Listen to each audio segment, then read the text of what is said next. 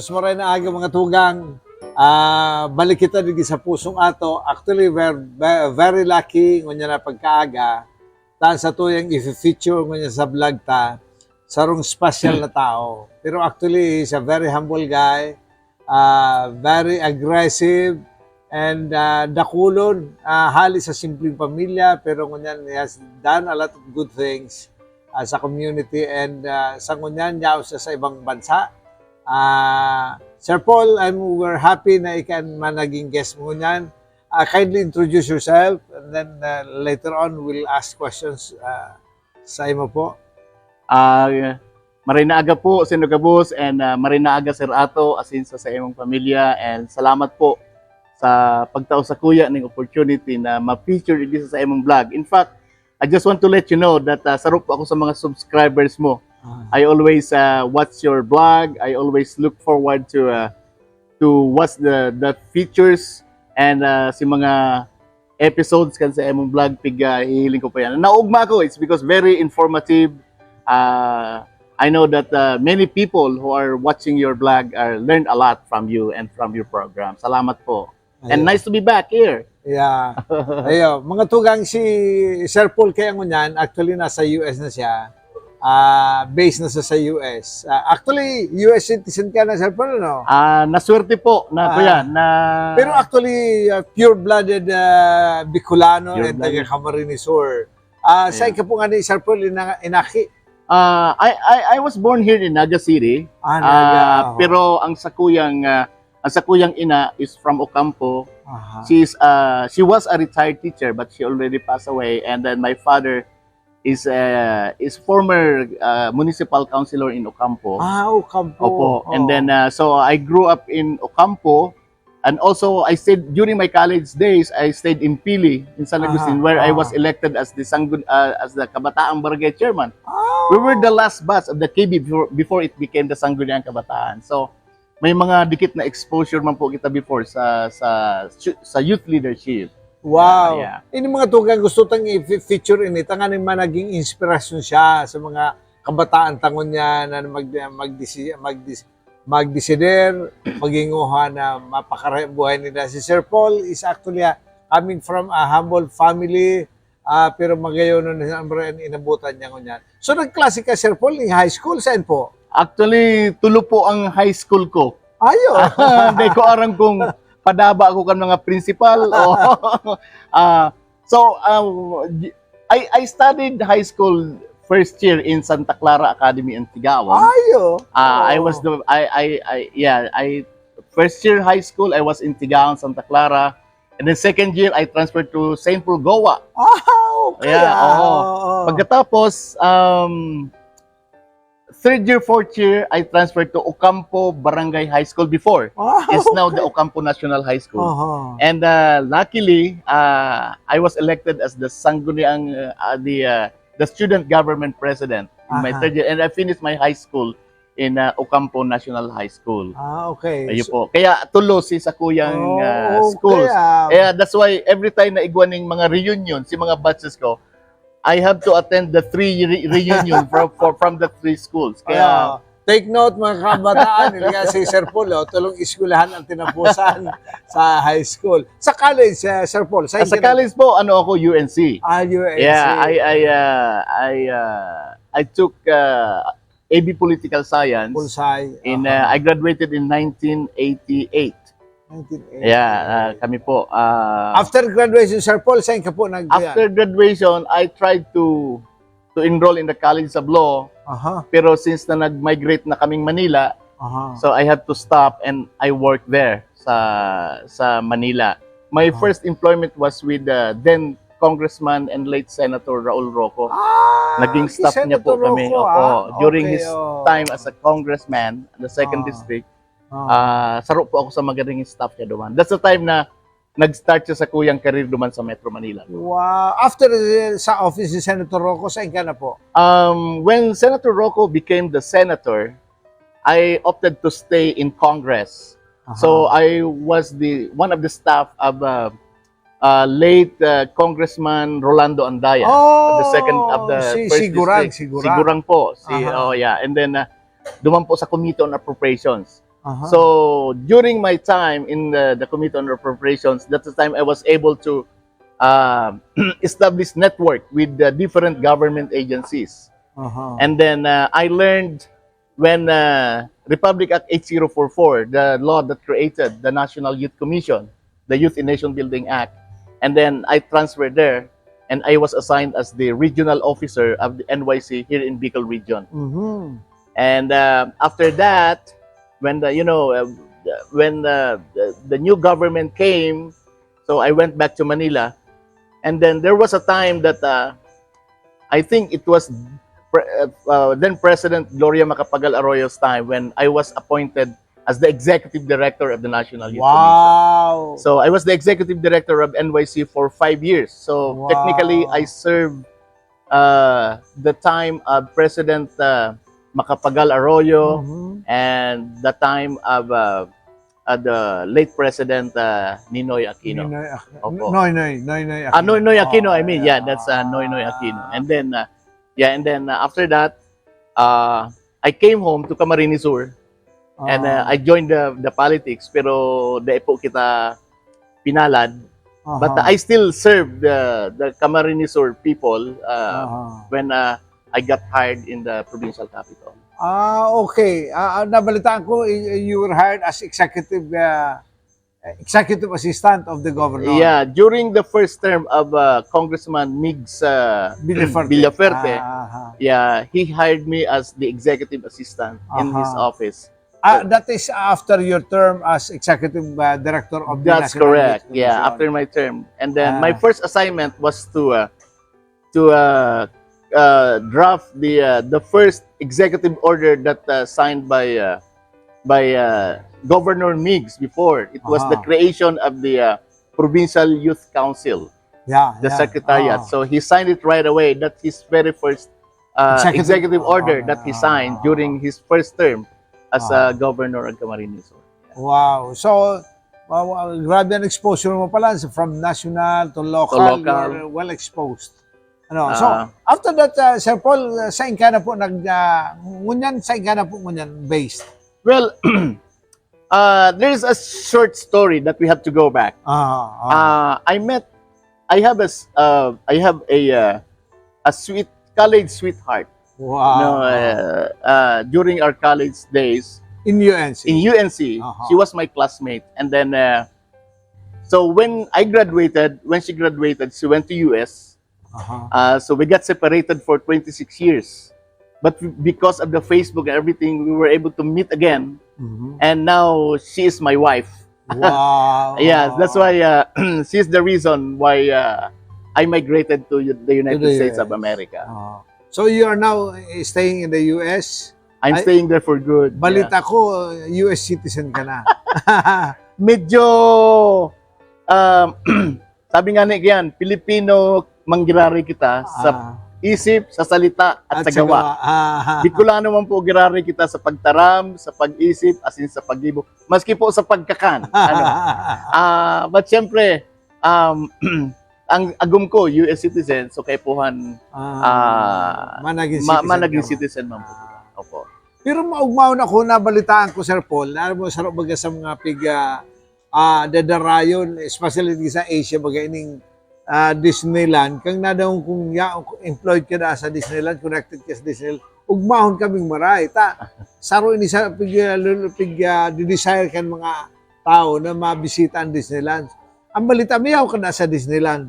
Iyo po, it's our privilege na makatrabaho po kita sa the happiest place on earth. Iyan po nga po the happiest place on earth. Saro po kita sa inaapod na cast members. Iyan po ang parlance kang mga empleyado. Kasi ang Disneyland is an entertainment. It's an entertainment company. So, ang mga empleyado dyan, ang apod nila cast members. Because we are also acting as like a, how to entertain people. How to make them happy, how to make them stay in Disneyland for good. But specifically, Sir Ato, ako po nagtatrabaho sa sarong hotel kan Disneyland. Hindi pong pig-aapod na Disney's Grand Californian Hotel and Spa. So that is in California? That's in California. Ang Disneyland California po, siya ang original na Disneyland. It was established in 1955. So haluyon na po siya.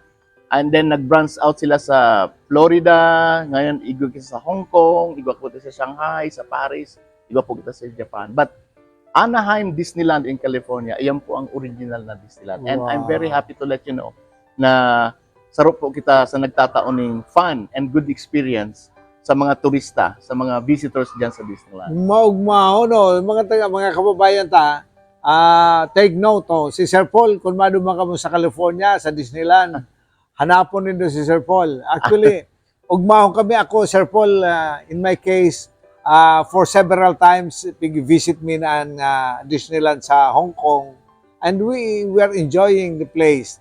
Ang Magayuno na Maray, it's not an ordinary place na dudumanan mo. Talagang everything you'll find in Disneyland. If you want to enjoy, go to Disneyland, you'll enjoy the place. Iba po kaya kitang inaapod na Disneyland Magic. Yan po ang kuya. It's a magical stay.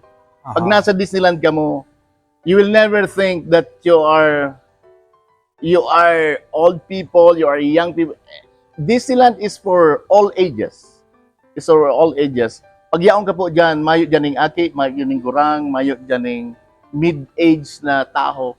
Everything is having fun. Totoo talaga. That's why it's a very good place. In fact, it's my opportunity also, Sir Ato, na I've met several celebrities there. Wow.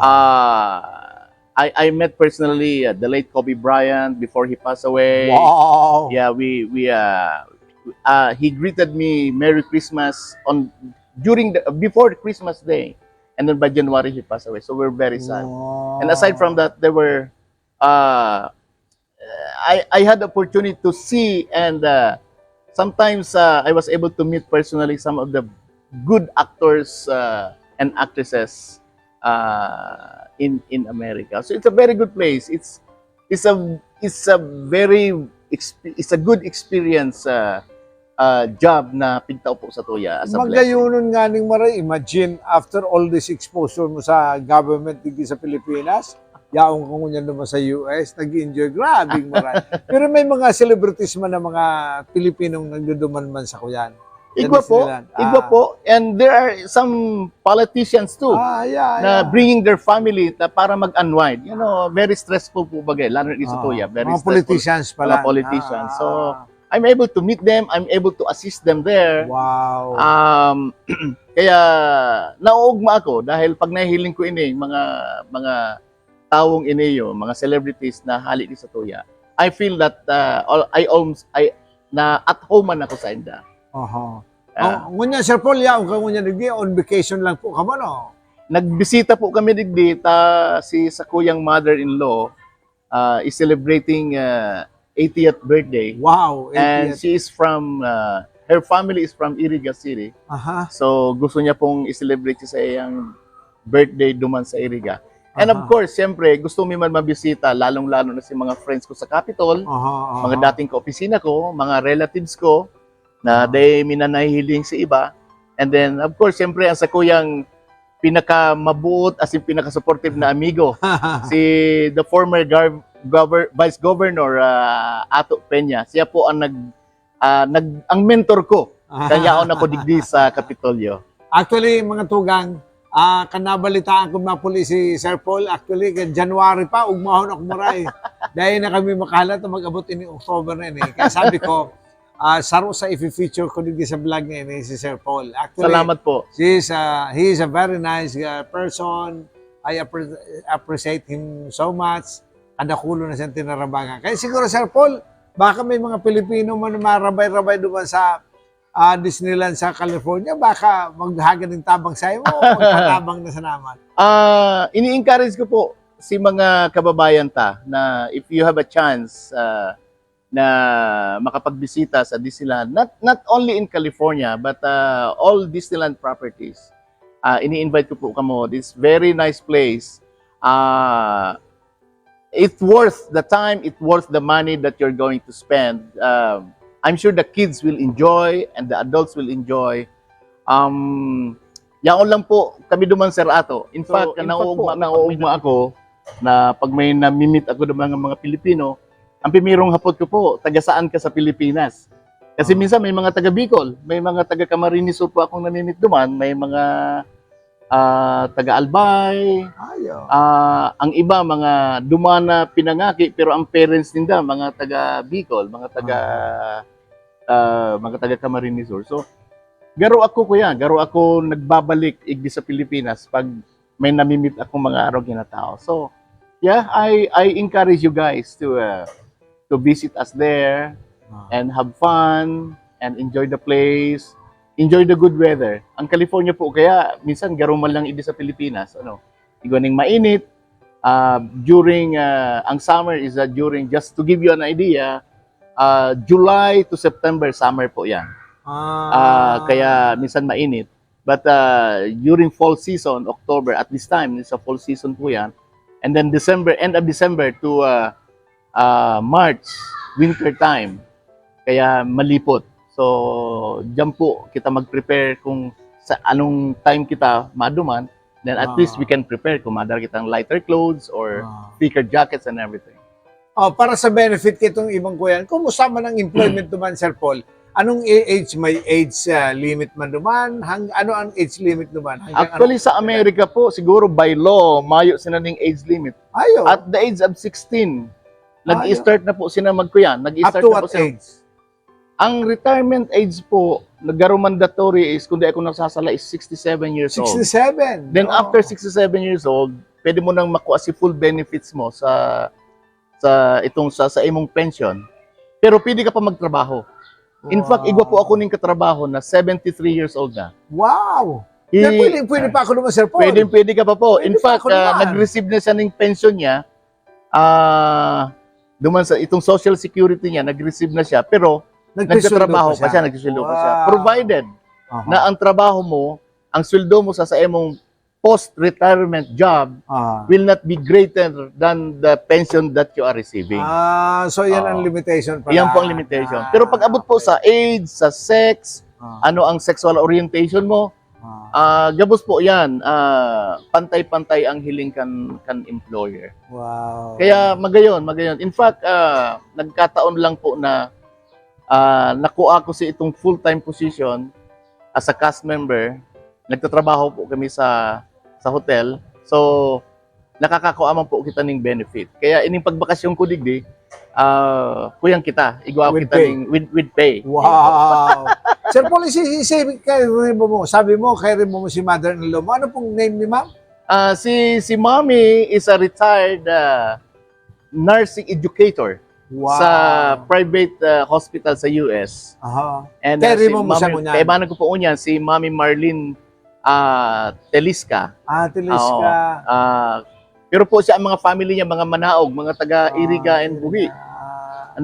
Pero haloy na po siyang yaon duman sa US. Pero si Mrs. mo po, kay rin mo? Si Mrs. ko po, kaibanan ko, si Sunny Reyes, taga igdi sila sa M. Castro, nagdarakula sinda. Pati sa kuyang sister-in-law, eldest sister ni Mrs., si Ate Irene, who is a Chief Operations Animal Control sa sarong state duman sa California. Wow. Nag-iba man po nagbakasyon. So, on vacation ka mo? Nakabakasyon po kami ngunyan, medyo pa-relax. Minsan po ang trabaho maski maugma pero very stressful. Wow. Lalong-lalo na po sa kuyang sister-in-law. Tapos si Mrs. By the way, Sir Ato, my wife is working in a Hoag. Hoag Hospital is a very nice hospital in Orange County. And she is the manager of the breast imaging services. Wow. Yun So, po yan. magayon ang kuya pala naman, Sir Paul. Pwede kami mag-squatter pala naman? Ay, pwede kami mag-TNT? Anyway, so mga tugang, sa nagdadaralan ka na, siguro, let this be an inspiration na halik ka, si Sir Paul, halik sana wag. Pero hilingan mo niyan. After handling high positions sa government, ganyan niya o sa ibang nasyon, maray magkaroon ng trabaho. Kaya siguro, inspirasyon sa nila, maghirigos na kita. Mga kakian nyo niyan, maghigos, arugon ta, gibuhon ta, halimbawa sa buhay ta si Sir Paul, ang buhay ni Sir Paul na sa ngunyan, ugmahon na maray. Nag-meet kami sa Kapitolyo kanatapos na si term niya as Executive Director and talagang nabisto ko siya na maray na tao. Pati ang pamilya niya, talagang maray na pamilya. Kaya Malinisa. Iyo Ano po. mo tabi, Sir Paul, itong ko yan, si Governor Malinisa. At sa iya po hali si pangaranggo, Ayo. si Lolo Onyong, si the Ayo. late ex-governor kang Kamsur, Apolonio Gumba So Malinisa. talagang makuapo ka mismo. Iyo po, iyo po, Ayo. iyo po. Ay talagang mga lahing politiko na narakulang tao talaga. Kuya Kaya po. ligon ng mga tugang ini Sir Paul. Kaya, dahil paglingawan, sana man naging inspirasyon ninyo ini. And pag nagdumang ka mo sa Amerika, sa California particularly, hanapon nito si Sir Paul. Balita ko, igwa kong istorya sa, nag-istorya sa kuya, na-istorya na, garo, may, gam-gam na, o itong bird na, Iyo po. garo na-attract sa imo, na halos mag-iba na sa imo. Ano? Sa US po kaya talagang ang pet, some doctors they recommend pets para nakaka-stress reliever ano. Kaya po kung maatamang kaning ido duman o ikos medyo mahal. Required kan government na vaccination, garo ka nag-aataman ning baby. Pero igwa pong during my time na nagtatrabaho ko, igwa po ning kakachill na naglanding duman sa atubangan ko. Kakachil ano yan? Garo Kakachill mo siya is just na like a parrot. It's a very intelligent bird na pwede magtaram, nagkakanta, nagbabayli. So very entertaining po siya. So nagduman siya sa kuya sa workplace ko. And then nag-iba sa kuya pa uli. Nag-iba sa kuya pa uli. So yaong po sarong nag-i-entertain po sa muya pag day off kami, pag kaming trabaho. When we arrive, he sings, he dances, he plays. Kaya po nakakaugma po siya na kaibanan Pero sa yan, Sir Paul, sa birds na yan ha, bako sa mga chicks. Pagyaon lang po ako, kaibanan mo. Anyway. So, Sir Paul, I know may mga lakaw ka pa po, your closing state.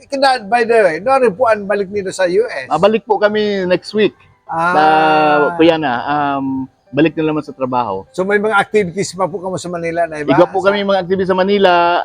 Imimit ko po si itong mga dating kaibanan ko sa National Youth Commission. Imimit ni po si mga relatives ni Mrs.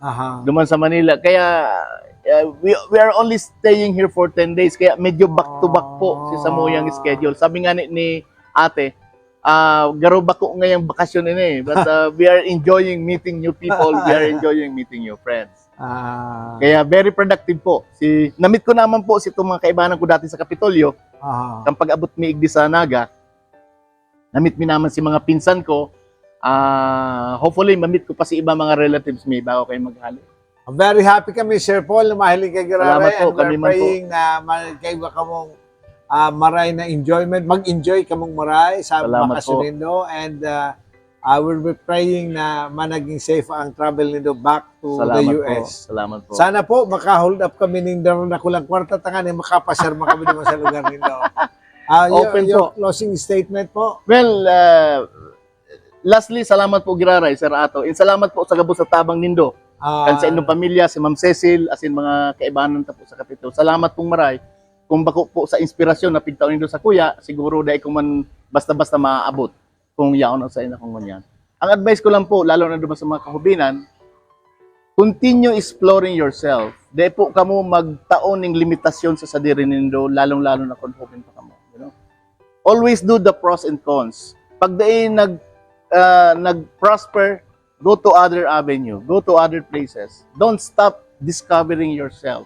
Kasi you wouldn't know. Garo po kita nagtataya sa lotto tickets, right? But I don't encourage you. You know, I'm just making that an example na if we will stop, everything will stop. But if you will still continue moving, you always have a chance to hit the jackpot. You wouldn't know where will you hit the jackpot. You wouldn't know. You wouldn't know where, you wouldn't know when. As long as you continue moving, diyan po nindo madidiscover ang magayon na opportunity para sa inyong sarili. Kaya I always encourage you, don't stop dreaming, don't stop discovering yourself.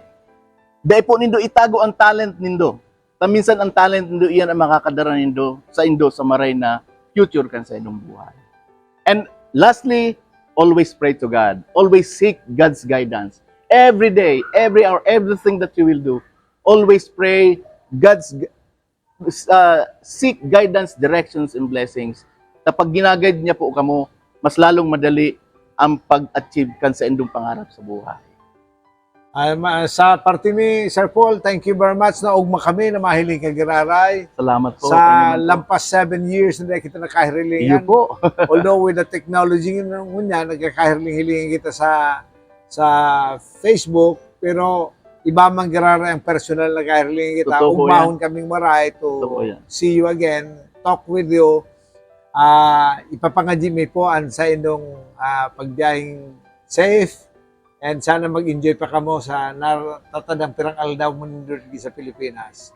Sa ngaran po kasamuyang grupo, ang sakuya pong agom, ang samuyang piloto, driver, inspirasyon, ang samuya pong cameraman, si Monique, ang samuya pong production assistant, si Jen. Salamat pong maray, good morning, God bless you all. Thank you.